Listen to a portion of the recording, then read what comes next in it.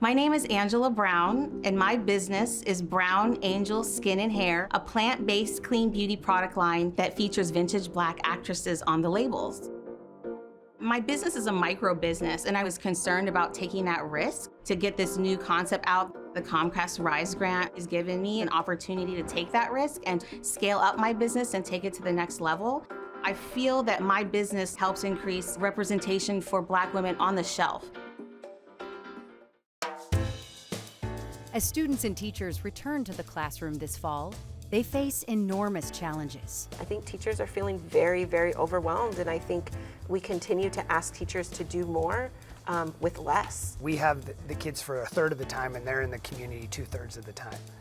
And so we keep on putting more and more pressure on what happens in that 1/3 of the time. Coming up on Civic Cocktail, 3 local leaders explore how to tackle these challenges. Hello everyone, and welcome to Civic Cocktail. I'm your host, Mónica Guzmán. This month, school is back in session across Washington State after the most turbulent and disrupted years in our lifetimes. The pandemic is easing, we hope, we think, but in its wake are gaps in academic achievement and opportunity, challenges with hiring and retaining teachers and staff, teacher strikes in Kent and Seattle, questions about safety and security, debates about curriculums, and calls for more support around anxiety and mental health in the classroom.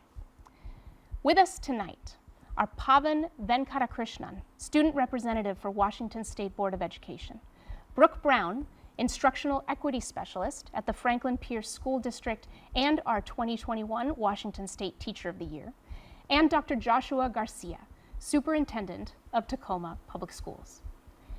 Among the questions we want to consider in our discussion tonight, are we ready for this academic year? What have the last couple years taught our educational leaders that they can apply to better educate our kids? And what is next for a strained public education system that we increasingly expect not just to teach our kids, but to care for them too?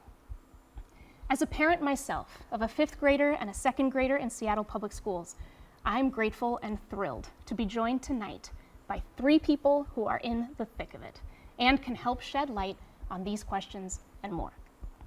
Thank you all so much for taking time out of your busy schedules to talk to us, and a special welcome too to all the teachers, staff, students, and parents out there tuning in. So, let's dig in, folks. Pavan, you've made it to your senior year, which, congrats, by the way. Thank you. And that's saying something after everything that high school was and wasn't over the last couple of years. Years from now, when people meet you and say, "You went to high school during the pandemic? What was that like?" What will you tell them? It was difficult, and it's been a difficult experience for every student in the state and across the country. We are facing mental health challenges. A lot of students are, loneliness, struggling to complete assignments, struggling with grading. So it's been a difficult time. 2020 was hard for all of us, but students took it especially difficultly. Mm-hmm. So if I were, telling a person a few years from now what it's been like, I'd probably tell them just that. It was a lot of challenges, a lot of learnings, and hopefully learnings we can take forward to better our curriculums, be better educators, be better administrators, and ultimately create an experience that's more rewarding for students in the future. Yep, that is the hope.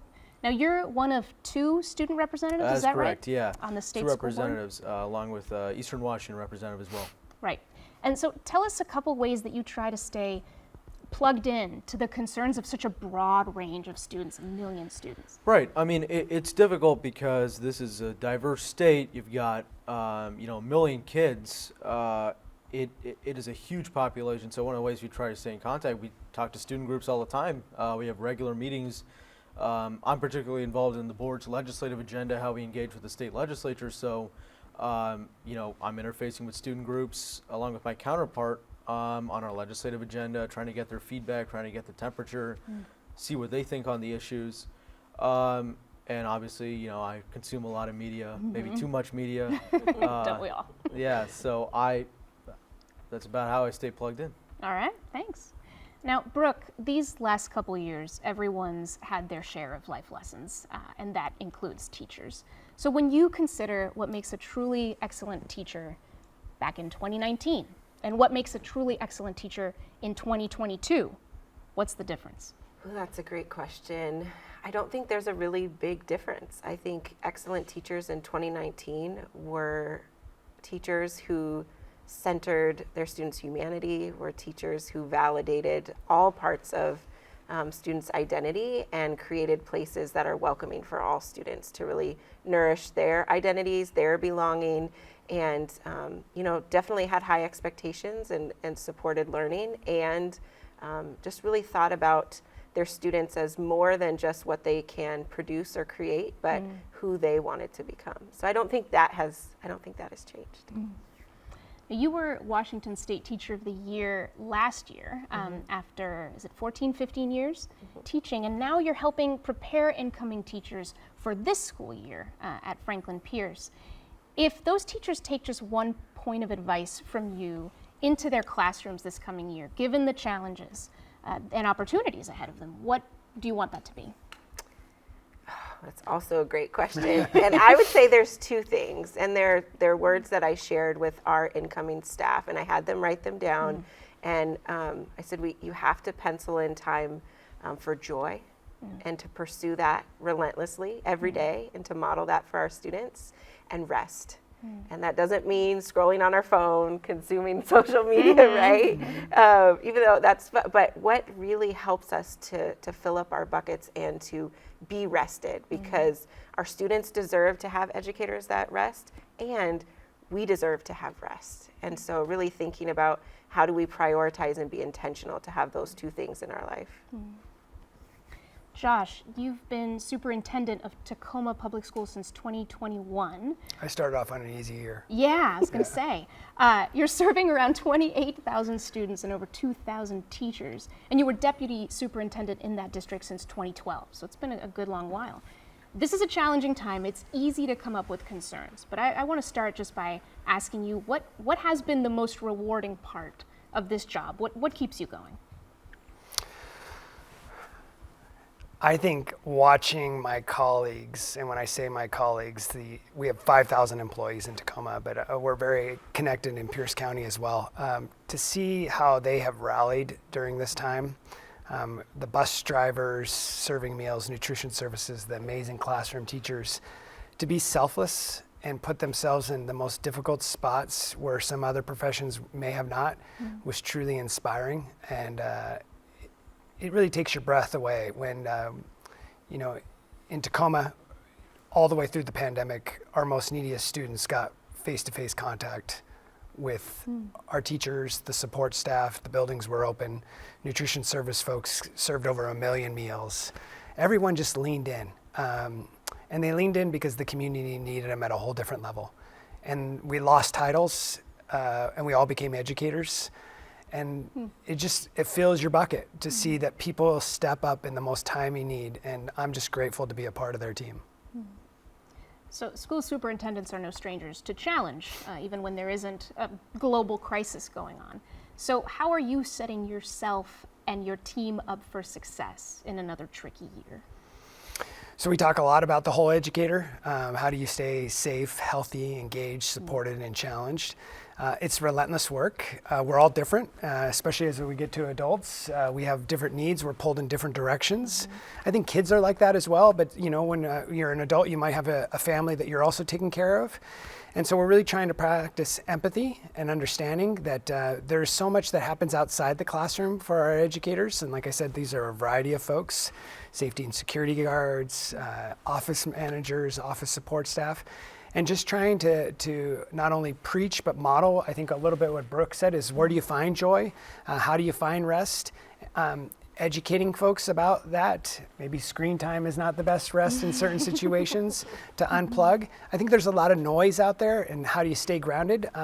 We're not perfect at it, but we're committed to trying every day to get better and better. And so we're trying to find that joy in what we do and what we came into this profession, which is to serve kids, to help them in their journey. So we're working hard at that. Cool. So it takes a village. I mean, we have representatives here from different parts of the education system to do something like educate so many children. We are going to dive into a lot of concerns. I previewed some of them at the start of this show. I'd like each of you to just quickly list 3 concerns that are top of mind for folks in your position. And let's start with Brooke. So what are the 3 big concerns for teachers as you see it this year? Another great question. I think one concern would definitely be this idea of learning loss and this focus of what we've lost. And I think reframing that into really think about what our students have gained. And what's the concern with calling it a learning loss for you? Yeah, I think it's really this idea that that they lost all of these skills or lost all of these opportunities to learn. When I think a lot of our students learned a lot of different things during the pandemic. And so really understanding, I have 4 children of my own, and just thinking about the things that they learned being at home, and really thinking about if we focus on just kind of coming back and solely focusing on academics and solely focusing on trying to make up for that loss, we miss that opportunity to center joy, to center humanity, to center having fun. And I think when students feel like they belong, when students feel like they are welcomed in class, then the learning can progress. And so I think we'll come back to questions around academics too. Do you have a couple other concerns, just quickly? Oh, yeah. Yeah. Sorry. I know we dug into that one because why not? But yeah, anything else that comes up that's unrelated? I would say mental health concerns. Yeah. And I would also say, so academics, mental health, and I would say wellness. Okay.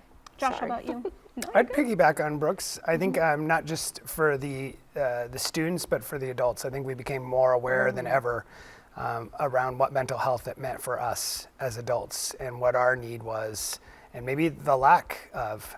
I really appreciate, I think, the concern of how we're labeling this generation of students is a deep concern for me, and we can talk more about that at a different time. Yeah.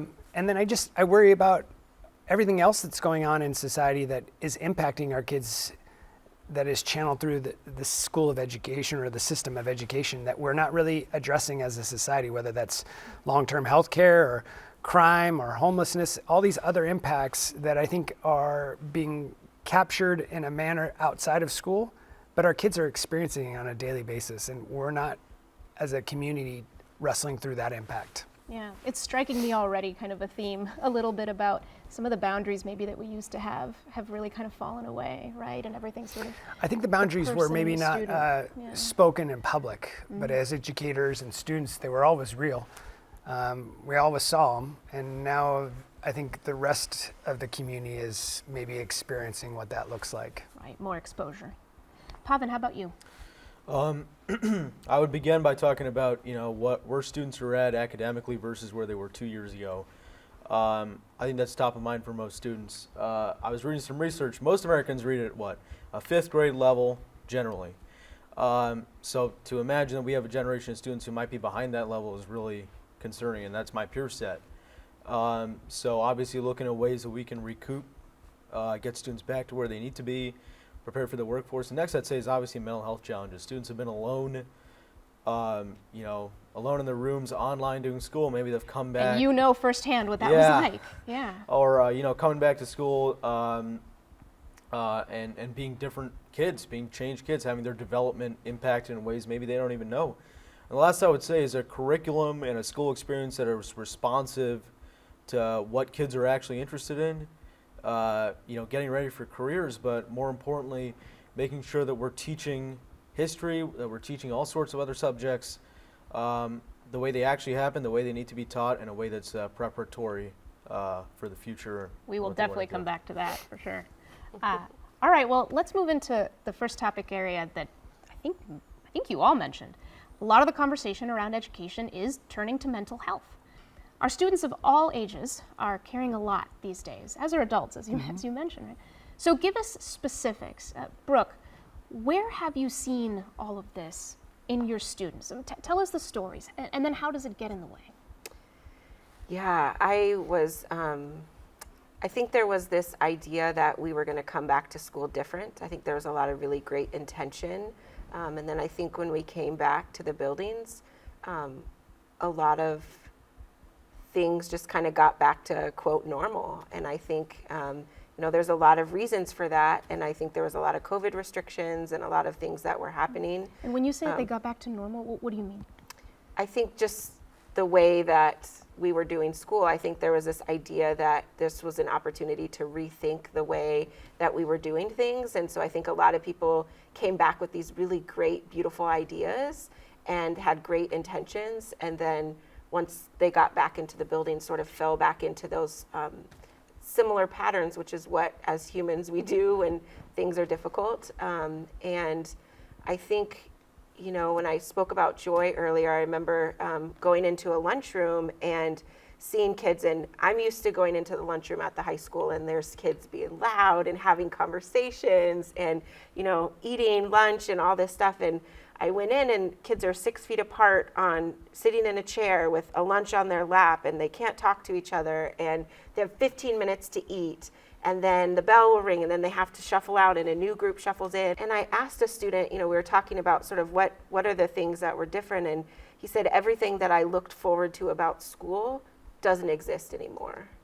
And so I think when we're thinking about what do we really want students to do, how can we support students, I think it's really thinking about what are the things that get students up in the morning? What are the things that get them excited about coming to school?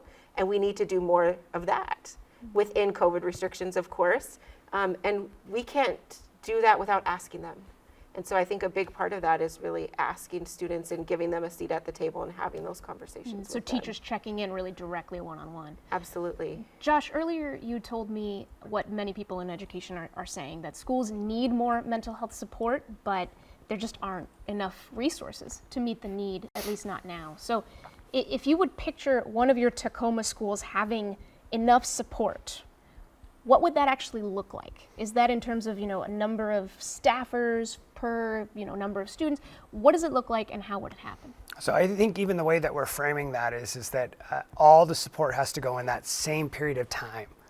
So what do you mean by period of time? So we have, I tell our community, we have the kids for a third of the time and they're in the community 2/3 of the time. And so we keep on putting more and more pressure on what happens in that 1/3 of the time. I would say that what society needs, and so I'm going to keep on that, is that our kids and our staff and our community have mental health needs. If we're going to continue to put all that back onto the schools, we're going to surely fail. This is a good segue. Schools are bearing the burden of caring for our kids in more ways than one.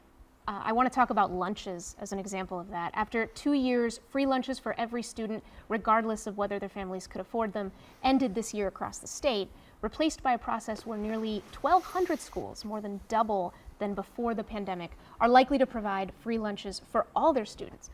Is that a smarter use of district funds, given the expense, or should districts find a way to feed all our kids going forward and close this gap for good? And Pavan, I know you've taken a look at this at the state level and just on legislation, but what's your position on this? What's your take? I think it's a travesty that the money that was coming from the feds is expired. I don't see a reason why any student should have an outstanding balance in a school cafeteria. We're already providing them a free public education.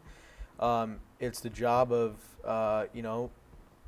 school, it's the job of districts, it's the job of our government to make sure that no kid in the school goes hungry.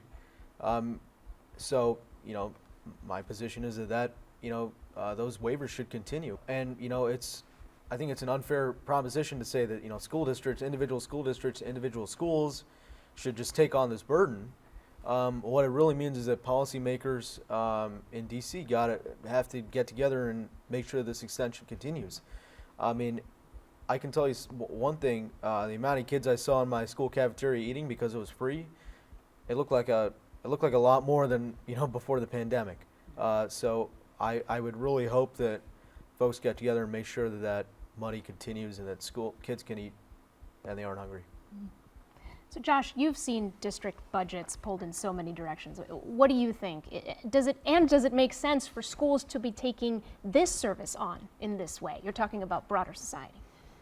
So I can only speak for our community. What we've decided to do is we've decided to prioritize this and think differently. And so we've applied for some additional grants and supports. We've changed our practices of how we're creating free and reduced lunch applications, and we're going to continue forward with both breakfast and lunch. And then we're also working with our partners to provide snacks after school for our kids. There's a lot of research on, a healthy brain is a fed brain. We have to be more innovative and creative with the food supply chain. It's been problematic for us. We're gonna have to change our practices to get better, but we're committed to ensuring that no kid comes to school and doesn't have that opportunity. And there's all kinds of good reasons why they may come and not have a meal, but let's not have that be a shame game. Let's just move forward and let's feed them and we'll keep them going. Brooke, any thoughts on that? Yeah, I agree, and I see the tension of school district budgets, and so I do think it's really important that we support our students and make sure that they're being nourished. I also think it's important to think about ways to support families on the weekends and thinking about other wraparound services to support their needs on the weekends as well. So you mean meals on the weekends? Oh, interesting. Yeah, we send home backpacks with our students that need them, and the need for that has grown since COVID, and so I think this is a start, and just thinking about what are other ways that we can partner with folks in our community to continue to serve our families. So safety in schools is a growing concern. There's a rise in school shootings across the country that we've all seen. Josh, you described the difference between safety and security. Can you reiterate what you told us and describe the specific measures that Tacoma schools are taking to improve security? Yeah, I don't know what I shared at that time, but I can talk to you that what we've learned is that safety is so much a personal feeling. And when we're having kids in a developmental process, it's not a fixed moment that says I am safe and therefore I'm safe forever. It can be my mental health safety, it can be what's going on in my community, what's going on in my home, or it can be like I'm afraid to say something because of social media and I'm going to be filmed at the wrong time and blasted amongst my peers.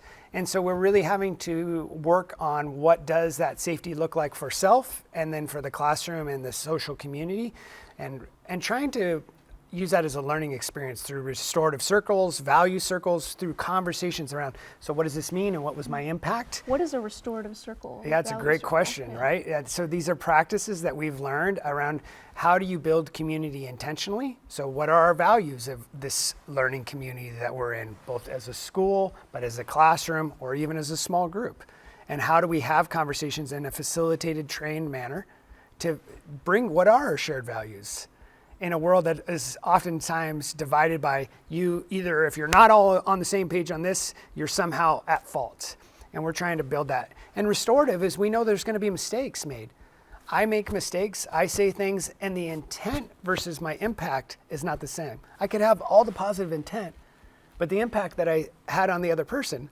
And so how do we have a restorative conversation that's facilitated to say, it's okay, that wasn't my intent, but I recognize my impact was not matched. And really talking about security and the infrastructure of security. So if safety is a personal, it's almost subjective to the person at any given moment, what is security to you? Security is all the wonderful things that our community supports, and how do you have a central location that when you come into the schools that there is a checkpoint? How are you verifying who's coming into the schools from your volunteers and your mentors? What are the best evidence-based practices around social media, chat rooms that you're facilitating a variety of supports? How are you installing cameras to be a safe place, but not a place that is ideally catching a student doing something that may be subjective, but exterior cameras in there? How are we greeting visitors that are coming in? How are we having to make sure that the doors are lockable in all different places? I think there's some real work that needs to be done around communities and schools and capital budgets, and we're very fortunate that our community has stepped up to say, yes, we want these infrastructure upgrades. What is your partnership with your local police department? What does that mean both from a safety, how do I feel about police? Some of that needs to be restorative. as well as how do we make sure that we recognize that police staff are putting their lives at stake every day. And then also the security of, we try to use our buildings 24/7, 365 days a year. So how do we allow the community to come in and still make sure that our kids are safe in these designated times? Right, keep those open and shared spaces, but also secure. Pavan, I'm really curious, these conversations around safety and security for students, there's a lot of conversation around adults, right, from adults. But how have you received all those conversations as a student? You know, it is an issue that I can tell you is very present on the minds of students when you see, you know, elementary schoolers, you know, you're talking about safety. My mind sprints to, you know, kids getting mowed down in classrooms, 5-year-old kids. It's appalling. At the same time, you know, we need to have a balanced national, state, local conversation that is holistic. So, you know, balancing people's constitutional rights with, you know, kids not being shot in the head in their classroom. And in addition, I mean, you need to have a community that is built towards ensuring, you know, that, you know, a person who might have these inclinations never gets to that point, that they're, you know, they get counseling at some point in, or maybe a family member notices something. I think, you know, talking about nationally, the recent, you know, bipartisan gun common sense bill sets kind of the right standard in my view. I mean, I know how many students in the state, you know, they grow up around guns. You know, their parents own guns. It's for, you know, sports, hunting. So nothing but respect for that proud, you know, that proud lineage. But we've got to have a balanced conversation that incorporates that perspective, and also ensuring that kids are safe in their classroom. I'm ready to vote for Pavan. How about you? There you go. You already got support. So moving on to something we brought up earlier.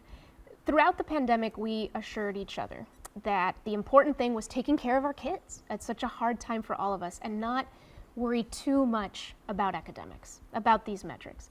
A recent article in the New York Times gave some grim news on this, saying that for the first time since tracking began in the 70s, 9-year-olds lost ground in math, and scores in reading fell by the largest margin in more than 30 years. The decline spanned almost all races and income levels, though students of color fared worse. Brooke, is it time to worry about academics yet? Another great question. I think academics, of course, are important as we're in education. That's what we're about. I do think, though, we can't look solely at the negative. I think it's really important to think when so I'm not currently in the classroom, and talking to educators last year, yes, students were behind, and the growth they made from the beginning of the year last year to the end of the year was more growth than they had seen the previous years in their students. So even though they may be, quote, behind, they're making growth. And so I think we have to look at it differently. And I think educators really understand that their job is to teach the students in their classroom. And so really thinking about how are we universally designing curriculum? How are we making sure that our curriculum is culturally responsive and providing students the opportunity to feel seen in what they're doing? And I think the more that teachers can focus on building those relationships and creating that sense of belonging will then will add to their academic achievement. And so yes, I think it's something that we continue to have high expectations for, but I don't think it's the only thing to be focusing on right now. I want to add a little bit, and I want to represent our teaching colleagues out there. I was in a lot of Zoom. I did a lot of substituting. There were a lot of people that were working very hard, and we're not just sitting back and saying, oh my gosh, well, this is just what it is. I think there are a lot of things that need to be at play here. Is those guidelines and requirements, everything from how many days you were required to be out of school, played such a significant role. How many kids weren't able to test during those times? And so I don't know all the research of New York and the New York Times. I think Brooke captured it well to say, I think kids learn differently. I don't think all of our standardized tests captured all of that learning. I wasn't aware of the state saying that you didn't have to meet certain graduation requirements in order to graduate. I think they gave some flexibility and waivers to do it differently in some places. But this generation of kids has, out of any other generation, has the highest level of standards. And so I think that we also have to recognize when we say they're somehow behind, the expectations for them are so much higher than anybody else's. And the whole world paused. So behind of who? Oh, interesting. Like relative to what? Exactly. To reality, right? Like it, wow. And kids are thriving in these environments the best they can. And we've got to keep on meeting them where they are that date. But I think we love to label it as some kind of a deficit. We had kids doing entrepreneurial classes, starting businesses in different ways, writing different ways. But let me push back on that a bit. Sure. I mean, being a parent, and a couple of you are as well. I mean, you're saying to reframe this idea of a lost year. But if the data are showing us that in some metrics we are falling behind, shouldn't that be something we take into account? And Pavan, you had mentioned that this was a concern of yours and of many students, so I want to hear your take too. I appreciate all the talk on reframing it. To me, it's like kids have got to be prepared, because once they're out of the arms of the schools, I mean, they're out in the world. If we have kids who are reading it, fourth grade level, fifth grade level, they're 25 years old, it's frightening. And I think we can take a forward-looking approach by saying, how do we modify the way that we graduate students, not to reduce rigor, but to make sure that you're as responsive as possible to student interests. So like, for example, if a student is working, on the side in high school and working 500 hours a year, how do we as an education system reward that? So just as an example, but looking back, I mean, it is hard to blame any educator, any administrator, and any teacher for making the choices that they, did in, snap judgments, because we were dealing with a pandemic. Nobody had ever dealt with that before. But at the same time, now that we've got the hindsight, I see, a lot of kids who have fallen behind. And that is, it is really frightening, because ultimately the kids that we churn out today are the ones who represent this country, the ones who are going to be our nation's, the next vaccine developers, the next, rocket scientists. If we want to compete globally, then we've got to have, kids who are as educated as possible. So this data is, I read it, and it's pretty shocking. Segueing from there, Josh, you've told us that you like to work on a community-centered, holistic approach to address student and teacher needs and issues, including academics. So can you describe the whole child and whole teacher programs and the successes you've had with those strategies, and maybe specifically the whole child program? So the whole child is not a program, but it's more of a lens of how we build several programs. So how do we ensure that students are safe, engaged, supported, healthy, and challenged? So challenged. How are we developing multiple threads to ensure that kids are able to challenge themselves up? And what are those threads? Yeah, so how many kids are taking an AP, an IB, a college in the high school, or a running start to prove that they are truly college ready?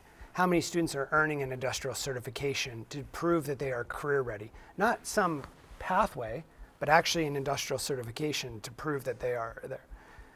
How are families able to say, my child doesn't belong in third grade, what is the program or practice to allow them to go to fourth grade in those approaches? Engaged. So how many kids are engaged in extracurricular activities, clubs, activities, sports? We saw the largest participation in middle school athletics than we ever had last year. Kids were dying to come back and get engaged in those things, because as a community, we took them away. The Beyond the Bell program is a classic